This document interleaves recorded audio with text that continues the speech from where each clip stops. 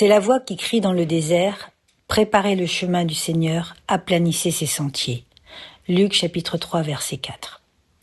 La voix qui criait dans le désert exigeait un chemin pour le Seigneur, un chemin préparé, et un chemin préparé dans le désert. Je veux être attentif à la proclamation du Maître et lui donner un chemin vers mon cœur, tracé par des opérations de grâce à travers le désert de ma nature. Les 4 directions du texte doivent retenir toute mon attention. Toute vallée sera comblée. Il faut renoncer aux pensées basses et serviles à l'égard de Dieu, éliminer le doute et le désespoir, abandonner l'égoïsme et les plaisirs charnels. À travers ces vallées profondes, il faut élever une glorieuse chaussée de grâce. Toute montagne et toute colline seront abaissées.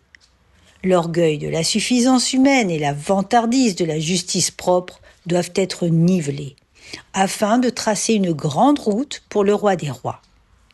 La communion divine n'est jamais accordée aux hautains et orgueilleux. Le Seigneur respecte les humbles et visite ceux qui ont le cœur contrit, mais les orgueilleux lui sont en abomination. Mon âme supplie le Saint-Esprit de te corriger à cet égard. Ce qui est tortueux sera redressé.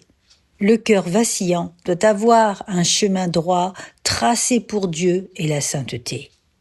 Les hommes à l'esprit double sont étrangers au Dieu de vérité. Mon âme veille à être honnête et sincère en toutes choses, comme aux yeux de Dieu qui sondent les cœurs. Les endroits accidentés seront aplanis. Les pierres d'achoppement du péché doivent être enlevées, et les épines et les ronces de la rébellion doivent être déracinées. Un visiteur aussi grand ne doit pas trouver de chemin boueux et d'endroits rocailleux lorsqu'il vient honorer ses bien-aimés de sa présence.